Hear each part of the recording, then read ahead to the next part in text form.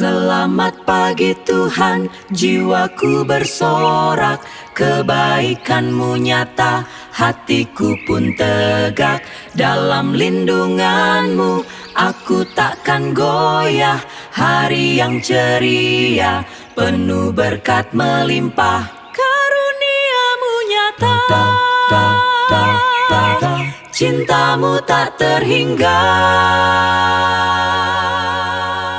Shalom, selamat pagi umat Tuhan. Renungan pagi pada tanggal 26 Maret 2026 berjudul Teman baik pun terlibat dalam perdebatan besar. Sebelumnya mari kita berdoa.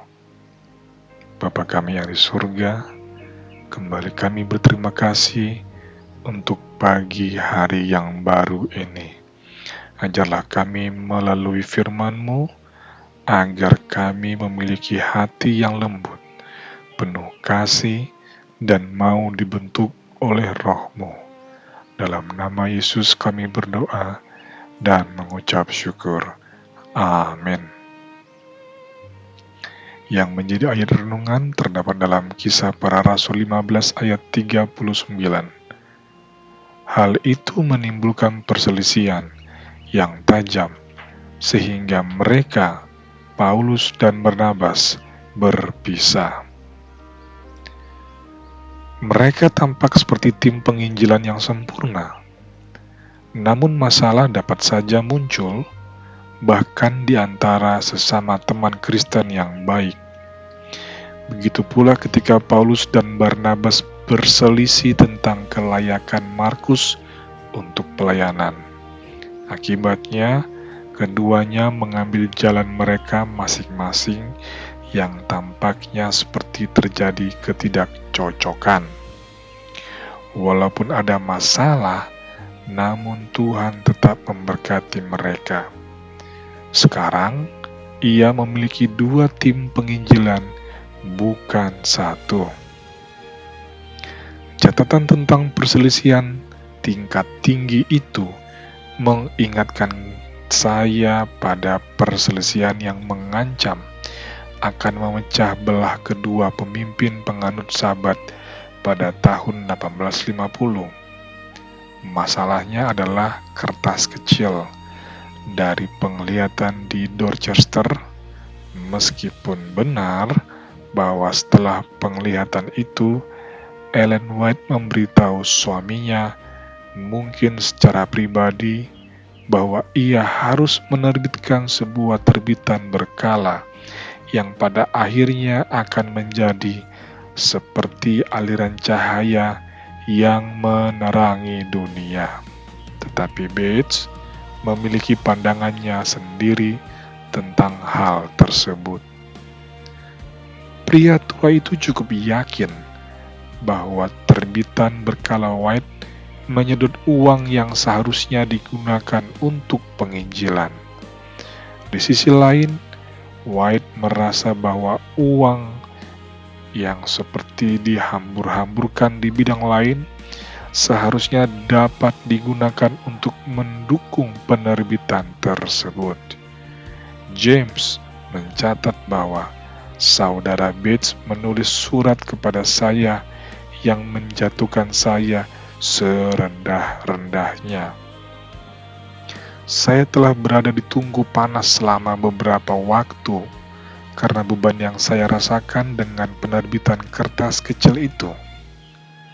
Namun surat Bates membuatnya lebih buruk lagi. Beban itu semakin berat dan berat lagi. Saya meninggalkannya selamanya. Saya pikir terbitan itu akan mati. Saya berpikir untuk meninggalkan semuanya saat ini. Perselisihan berlanjut hingga hampir sepanjang tahun 1850 dan mengancam akan menyebabkan kehancuran bagi Adventisme Sabat. Iblis tidak pernah tidur, saudaraku. Setelah bertahun-tahun berjuang dan berkorban, Bates dan James White masing-masing memiliki satu pekabaran untuk dikhotbahkan. Hingga akhirnya tiba pada waktu pertemuan yang hanya menyaksikan gerakan itu runtuh karena kepribadian keras kepala dari kedua pemimpinnya. Ellen White dalam perannya sebagai mediator antara kedua pria itu takut bahwa mereka akan menghancurkan apa yang mereka cintai. Kabar baiknya adalah bahwa Tuhan membantu mereka menghadapi diri mereka sendiri dan mengatasi perbedaan mereka. Segalanya tidak banyak berubah.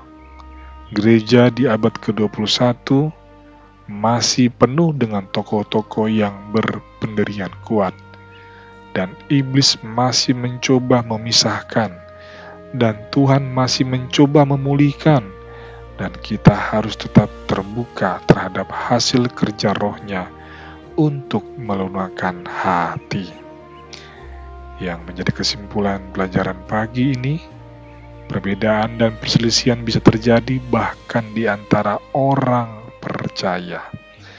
Namun Tuhan rindu memulihkan, menyatukan, dan membentuk hati kita agar tetap rendah hati dan mau berdamai. Ketika kita membuka diri terhadap pekerjaan Roh Kudus, Tuhan sanggup mengubah konflik menjadi berkat. Demikianlah firman Tuhan pagi hari ini. Mari kita berdoa. Bapa yang di sorga, lembutkan hati kami agar tidak dikuasai oleh ego dan keinginan sendiri. Ajarlah kami untuk mengampuni, mengasihi, dan hidup dalam damai dengan sesama. Pakailah kami menjadi pembawa damai dimanapun kami berada. Dalam nama Yesus kami berdoa dan mengucap syukur. Amin. Kiranya kasih Tuhan, damai sejahtera, dan kuasa diberikannya senantiasa untuk menyertai kehidupan kita dalam memberkatan usaha kita, pekerjaan, dan pendidikan keluarga kita sampai selamanya. Amin.